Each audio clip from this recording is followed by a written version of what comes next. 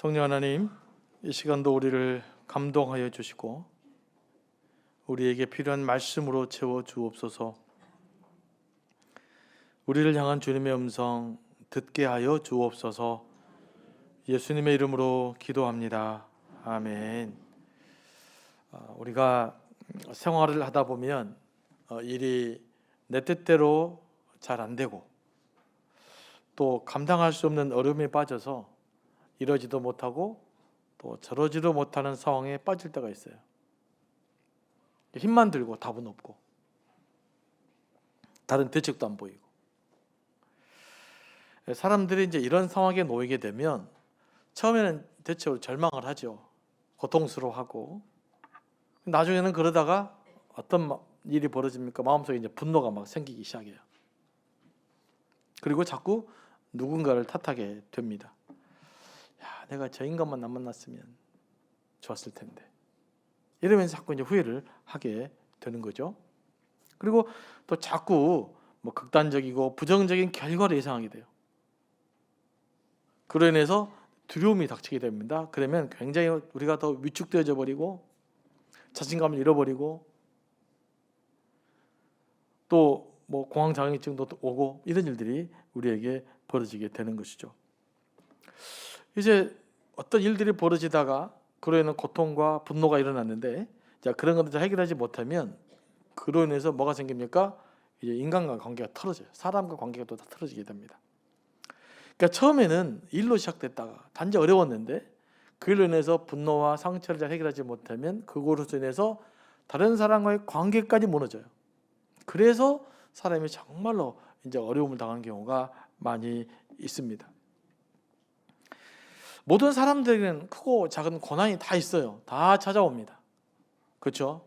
겉으로 볼 때는 다 좋아 보이지만, 겉으로 볼 때 부러워 보이지만, 그러나 속으로 들어가면 다 말 못할 사정이 있고 말 못할 아픔들이 있습니다. 그래서 제가 이제 보통 그런 어려운 사람들, 이렇게 힘든 경우 사람들 만나면 제가 늘 하지 말라는 이야기 했어요. 우리 믿음의 권사님들, 장로님들 잘 들으시기 바랍니다. 기도 안 해서 그래. 그런 말 하면 안 돼. 왜냐면 다 남들한테는 다 내가 볼 때 만만하게 보이지만 실제로 그 일을 겪고 있는 사람은 너무 힘들거든요. 그래서 절대로 하지 말아요. 뭐 하면 안 된다? 기도 안 해서 그래. 그런 말 절대 하지 마세요. 그냥 기도해 주면 돼. 그게 굉장히 중요한 거예요. 우리는 다 말로 다 해먹어 보려고 그러니까 안 됩니다. 힘든 사람한테는 함께 있어주고 손잡아주고 그런 사람들이 중요해요. 판단받는 거 중요하지 않습니다. 이제 문제는 모두 다 이렇게 크고 작은 아픔들과 고통들이 찾아오는데 문제는 그것을 어떤 태도로 받아들이고 처리하는가가 매우 중요합니다. 오늘 본문도 이런 상황에 빠져 있는 것이죠. 시인은 자기 영혼의 상태를 이렇게 말합니다. 내 영혼이 진토에 붙어 싸우니 말해요. 자기 인생이 한 줌의 먼지같이 비참하게 되었다는 뜻이에요. 자신의 영혼이 거의 죽어 있는 것과 같은 그런 괴로움을 겪었다는 것입니다. 시인은 왜 이런 고통을 겪었을까요? 믿음이 없어서 이런 고통을 겪은 걸까요? 시편에 기록된 시인들은 다 믿음이 좋은 사람들이에요. 다 믿음의 사람들이에요. 그럼에도 불구하고 그들은 뭐예요? 대적들로부터 비방받고 조롱받고 핍박을 받고 박해를 받았어요. 다윗만 그런 것이 아니라 많은 사람들이 그런 삶을 살아왔습니다. 특별히 우리가 믿음으로 살다 보면 우리를 괴롭히는 다양한 하여튼 대적자들을 만나게 돼요. 그리고 또 오해 때문에 괴롭히는 사람들도 있고요. 내가 아무런 문제도 없는데 괜한 시비거리의 대상이 될 수도 있어요.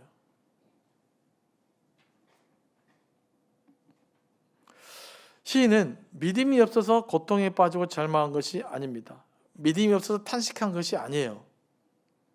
경건한 믿음의 사람이었음에도 불구하고 시련이 너무 크고 아프니까 거기서 탄식하고 부르짖고 하나님께 외친 것입니다. 우리 그리스도인들이 흔히들 가지는 오해가 뭐냐? 건강하고 성숙한 믿음을 가지고 있는 사람들은 어떤 상황에서도 절망하면 안 된다라고 하는 거예요. 아무리 힘겨워도 믿음만 있으면 모든 일을 쉽게 극복할 수 있을까라는 착각입니다. 실은 그렇지 않아요. 믿음의 사람도 아파하고 절망하고 고통당하고 좌절하고 흔들리고 그래요. 그런데 이렇게 이제 그 믿음으로 모든 쉽게 극복될 수 있을 거라고 생각하는 것이 문제란 말이에요. 하나님 우리에게 쉬운 길을 허락해 주시는 것이 아니라 그 어려움을 극복할 수 있는 능력을 주시는 분인 줄로 믿습니다. 그러다 보니까 이런 사람들이 어떤 일이 일어나느냐, 힘들어도 힘들지 않는 척하고요, 아프면서도 아프지 않는 척해요. 그래야 믿음이 좋은 것으로 생각을 해요. 그리고 또 사람이라는 것이 희한합니다. 강한 척 하잖아요. 아프지 않는 척 하잖아요. 그럼 진짜 아프지 않는 것 같아요. 그래서 자기가 또 속아요. 하지만 우리 내면을 정직하게 바라보면 전혀 그렇지 않습니다. 실제는 너무나 실망스럽고 너무나 고통스럽고 너무나 아프고 막 분노가 일어나고 막 그런 엄청난 뒤섞이는 감정들 속에서 고통받고 살거든요. 우리가 믿음 생활을 잘하려면요, 이것들 덮은다고 해결될 것이 아니에요. 직시하고 직면해야 돼요. 그러는 가운데 하나님을 찾아 나가야 되는 거죠. 이러다가 이제 조금 더 믿음의 사람 어떤 생각하시는지 아십니까?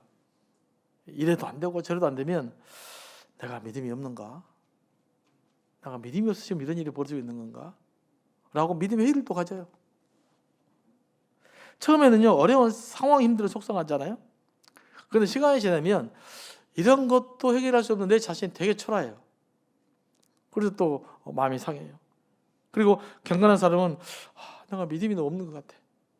열심히 기도하고 사는 것 같은데, 열심히 새벽 예배에 나온 것 같은데, 열심히 찬양하고 살아가는 것 같은데 내가 믿음이 없는 것 같아 라고 하면서 또 절망을 하게 되죠. 이럴 때 영적 위기가 찾아옵니다. 영적 위기가 어떻게 찾아오느냐, 바로 영적인 무기력증으로 찾아와요. 뭐라고요? 영적으로 무기력해져 버려요. 아무 기대도 열정도 에너지도 없어요. 그러면 이제 완전 바닥 생활을 하게 되는 것입니다. 이런 우리에게 오늘 말씀은 큰 위로가 돼요. 자, 오늘 말씀을 읽다가 깨닫게 되는 것이 뭐냐면, 아무리 믿음이 좋은 사람일지라도 탄식하고 바닥에 처하게 되고 바닥 인생을 살게 되고 고통스러운 삶을 살게 되는구나라는 거예요. 우리만의 문제가 아니라 모든 믿음의 사람도 예외 없이 고통과 환난의 과정을 다 겪는구나라는 것입니다.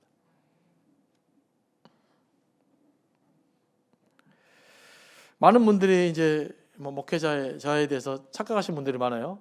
저는 막 불철주야 믿음이 좋아가지고 막 기도 해결될 줄 아는데 그러지 않습니다. 흔들리며 살아가는 거예요. 근데 위로가 된단 말이죠.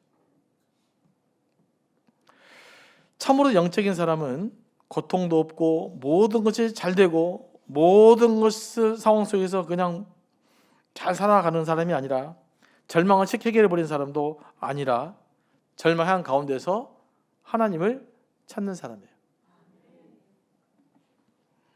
힘들어도 힘들지 않은 척, 아파도 아프지 않은 척 하는 것이 아니라 하나님께 솔직하게 나 힘들어요 말하는 사람이에요.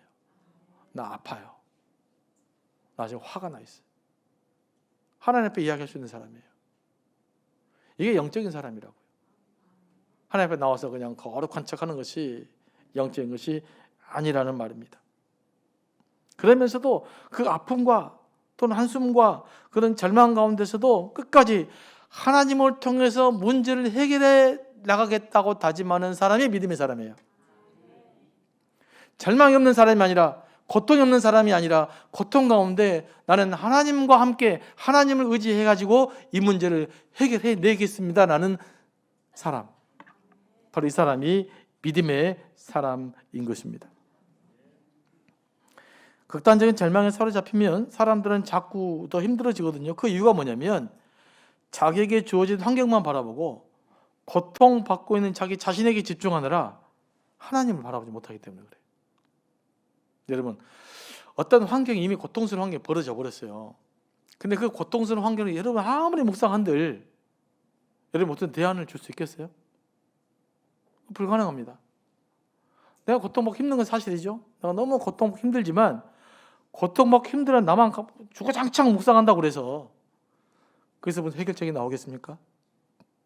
나오지 않아요. 내가 해결책이 할 수 없으니까 내가 이런 고통이 오는 거죠. 어떻게 해야 될까요? 하나님 바라봐야 돼요. 하나님께서 도대체 뭘 원하시는가? 하나님 내게 어떤 길을 내주시는가? 그거 붙들으셔야 돼요. 그래야 우리에서 답을 찾아 나갈 수 있는 것입니다.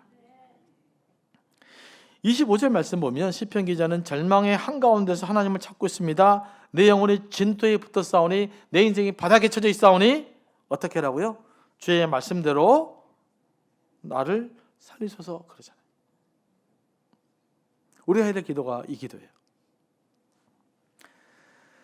주의 말씀대로 나를 살리소서라는 말은 주의 약속대로 나를 살리소서라는 말이에요. 시인은 절망의 순간에 주님의 약속을 붙들고 기도합니다. 주님께서 당신의 백성을 지켜주신다고 약속했으니까 그 약속대로 나를 좀 지켜주세요. 이건 하나님의 약속이잖아요. 이렇게 기도하는 거예요. 그래서 말씀을 붙드는 게 이런 기도예요. 이렇게 절망 중에서 하나님의 약속을 기억해내는 것이 정말로 영적으로 성숙한 삶이라고요. 여러분이 지나가는 그 거지한테 빵 하나 준다고 여러분이 성숙한 사람이 아니에요. 착각하지 마시기 바랍니다. 진정한 선수는 그게 아니에요. 너무나 많은 잘못 가르쳐가지고 고통과 절망 가운데 끝까지 내가 하나님을 포기하지 않고 붙을 수 있느냐 없느냐의 문제예요. 아무리 어려워도 하나님을 통해 답을 찾느냐 찾지 못하느냐의 문제예요. 우리는 하나님을 통해 답을 찾아가는 여러분들이 되기를 원합니다. 오늘 시편 기자는 절망과 좌절 상황 속에 어떻게 기도하냐면 이 기도가 큰 도전이 돼요. 26절 말씀입니다. 내가 나의 행위를 아뢰매 주께서 내게 응답하셨사오니예요. 뭡니까? 과거에 하나님께로부터 기도 응답 받았던 사실들을 기억해요. 하나님 제가 과거에 이렇게 기도했을 때 주님께서 응답해 주셨잖아요. 그러니까 앞으로도 응답해 주실 걸 기대합니다. 이런 내용이란 말이에요. 어려움이 닥칠 때 우리의 문제가 뭐냐면요. 현재의 어려움 때문에 과거에 좋았던 경험과 기억들을 쉽게 부정해버린다는 거예요. 그러잖아요. 어려우면 과거에 좋았던 거 다 부정해버려요. 자기 자신 한 번도 좋았던 시절이 없는 것처럼 생각하는 것입니다. 예를 들면 부부간에 갈등이 일어나잖아요. 우리 부인님들 기분이 나쁘면 네가 언제 난 한 번도 당신 때문에 행복한 적이 없다. 여보 뭐 그렇게 말하잖아. 한 번도 행복한 적이 없으면 지금 여기 있을 수가 없어요. 둘이 여기까지 살아왔다는 건 모름이 합니까? 여러 번 행복한 기억들이 있었다는 것을 의미해요. 그렇잖아요. 그래서 살아간단 말이죠. 우리 신앙생활도 마찬가지죠. 우리가 어려움 닥치면요, 내가 한 번도 기도 응답 받아보지 못했던 것처럼 말해요. 난 한 번도 주님의 은혜를 경험하지 못했던 것처럼 말해요. 그러나 그러자면 여러분 여기 있지 않아요. 뭔가 여러분의 가슴을 터치하는 말씀과 기도 역사가 있었기 때문에 지금 여러분 이 자리에 앉아 있는 거란 말이에요. 굉장히 중요한 원리입니다. 제가 과거에 미국에서 이제 목회자 부부 세미나에 참석한 적이 있어요. 이민교회가 좀 힘들어요. 그러다 보니까 이 목사님들하고 부모님 그 사모님 사이가 저 좋게 보이죠. 여러분이 볼 때는 소금도 안 건단 말이에요. 아무래도 서로 기대치가 있으니까 다르고요.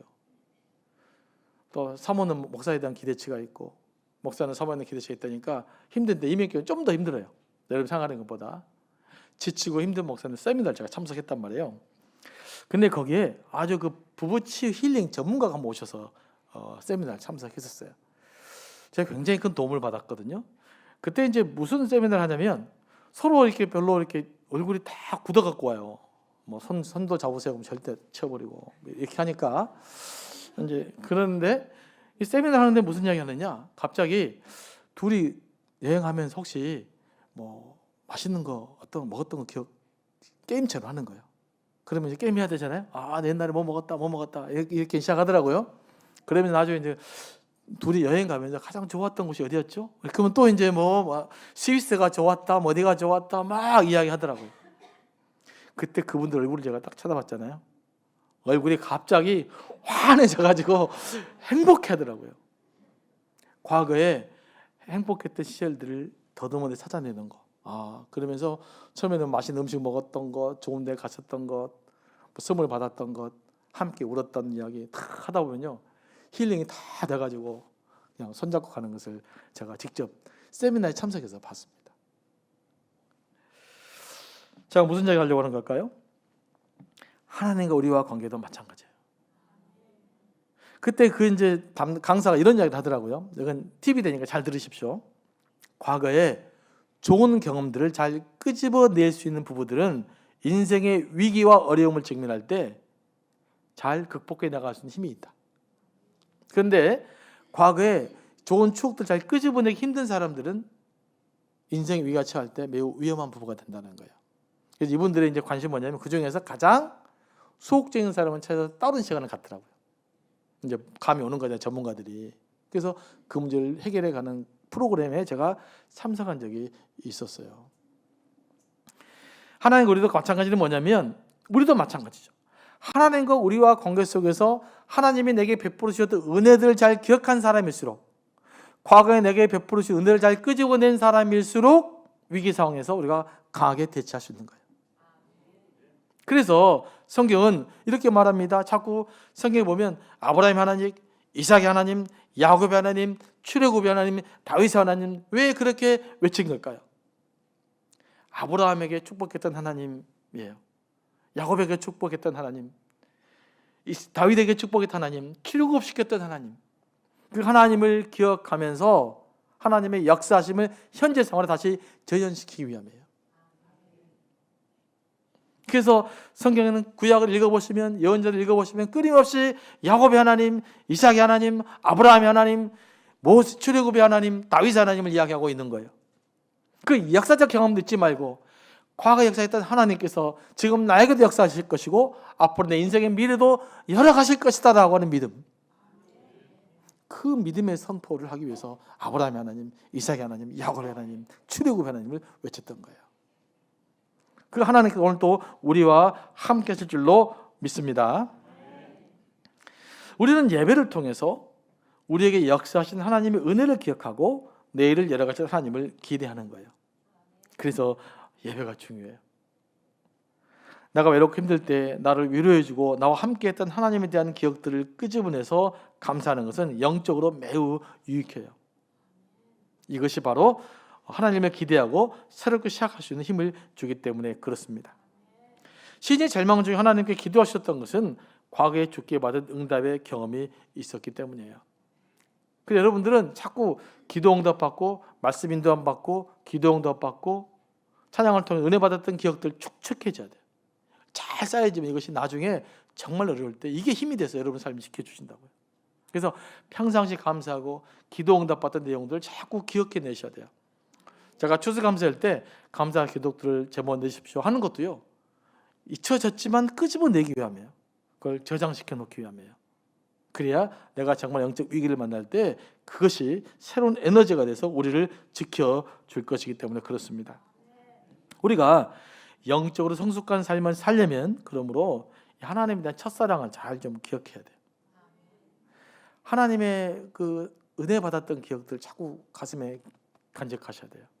그게 굉장히 중요합니다. 딱 그런 경험 있잖아요. 예수를 믿고 나서 세상의 모든 가졌던 것 같은 느낌을 가졌던 그 순간들, 구원의 확신을 받고 났더니 내가 지금 죽어도 좋다라고 고백했던 그 순간들 기억이 있잖아요. 기도했더니 도저히 내 스스로는 감당할 수 없었던 그 일들이 해결됐던 경험들, 나는 아무것도 할 수 없었으나 하나님의 이름으로 길이 열어졌던 그 경험들을 잊지 말라는 거예요. 많잖아요.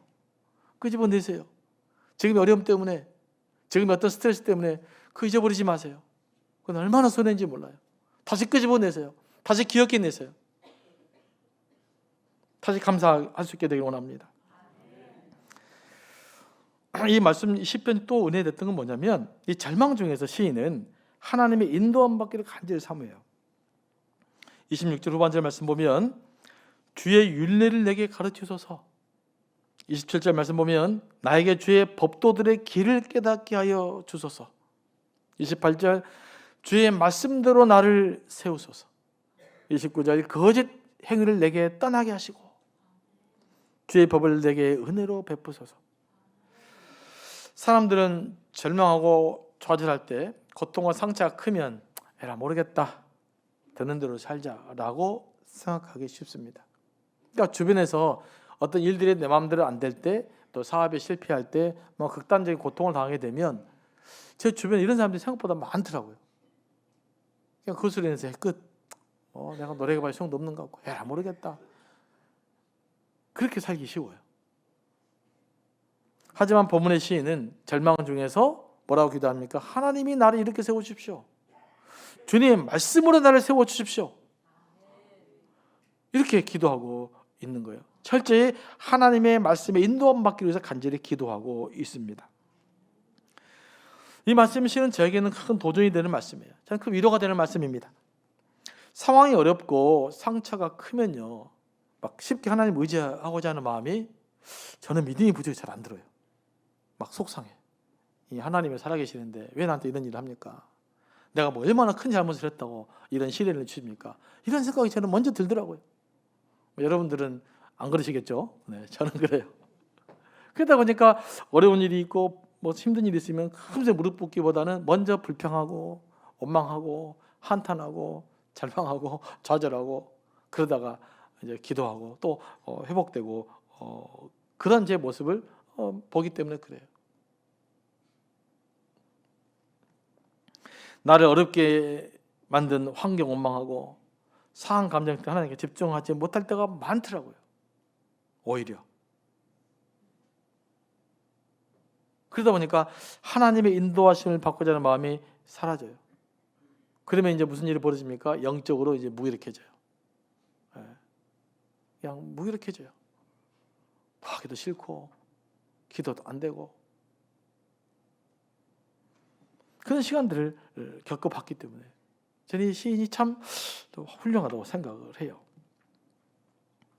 하지만 이 시인은 끝까지 절망 고통 가운데 뭘 포기하지 않았다? 하나님의 인도함 받을 것을 끝까지 붙들고 있었다. 끝까지 하나님의 말씀으로 나를 인도하여 주셔라고 기도했다라고 하는 것이 정말로 놀라운 일이라는 것입니다.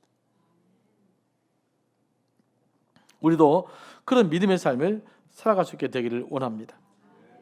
믿음의 사람은 어떤 사람들이냐? 인생에 편하게 꽃길만 열리는 게 믿음의 사람이 아니에요. 그래서 저는 꽃길만 걸으세요. 그거는 앞으로 결혼식 예식장에서 없으면 좋겠어요. 인생은 전혀 꽃길을 걷지 못해요. 결혼하는 순간부터 가시길인데 무슨 꽃길이에요? 그렇잖아요. 괜히 그냥 꽃길 하지 마시고. 우리 인생에 꽃길은 없습니다. 믿음은 어떤 사람들인가? 죽을 것 같은 절망을 경험하지만, 감당할 수 없는 고통을 경험하지만 그 속에서도 하나님의 뜻대로 살려고 몸부림치는 사람들이에요. 저는 그래서 몸부림침이라는 단어를 좋아해요. 제가 예수님처럼 살 수 없잖아요. 제가 아무리 열심히 산다고 사도 바울처럼 살겠어요? 무슨 예수님처럼 살겠어요? 저와 여러분이 할 수 있는 것은 뭐냐면 그렇게 살려고 몸부림쳐보는 거예요.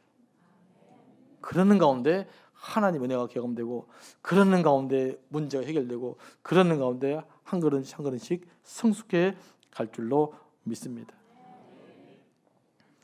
28절 보면 놀라운 말씀이 나와요. 내 영혼이 눌림으로 말미암아 뭡니까? 녹사오니, 녹아버렸다 마음이. 주의 말씀대로 나를 세우소서라고 기록되어 있어요. 그러니까 시인은 자신이 영혼이 고통으로 인해서 심히 피곤하고 되고 영적으로 지쳐있고 탈진되어서 아무것도 할 수 없는 상태였음을 고백하잖아요. 녹아버렸다니까요. 그런데 뭐라고 말하고 있습니까? 주의 말씀대로 나를 세우소서라고 기도하고 있습니다. 아무것도 할 수 없는 상황에서 시편 기자가 간절히 바라고 있는 것은 뭐냐면, 주여 당신께서 내게 임해 주셔서 당신의 말씀대로 나를 회복시켜 주십시오라고 하나님께 간구하고 있는 거예요. 그래서 29절 말씀이죠. 그는 거짓 행위를 내게 떠나게 하소서라고 기도합니다. 저는 이 말씀을 묵상하면서 딱 멈춰졌어요. 왜 이런 기도를 했을까? 지금 아무리 힘들고 어려워도 내가 거짓되게 살지 않고 진실하게 살게 해달라고 기도하고 있는 거잖아요. 죄를 다시 한번 쭉 묵상해 봤어요. 정말 어려움에 처하잖아요. 그러면 진리를 지키기보다는 타협하기가 쉬워요. 내가 눈 한번 딱 감고 해결할 수 있다면 눈 한번 감고 싶어요. 내가 거짓말 한마디 해서 해결할 수 있다면 딱 거짓말 해버리고 싶어요. 눈에 이렇게 이익이 놓여 있으면 한 번만 주님 봐주세요 하고 해버리고 싶어요. 여러분 그러지 않습니까? 저는 그런 갈등이 있어요. 그냥 한 번만 이렇게 딱 그냥 하면 좋겠어요.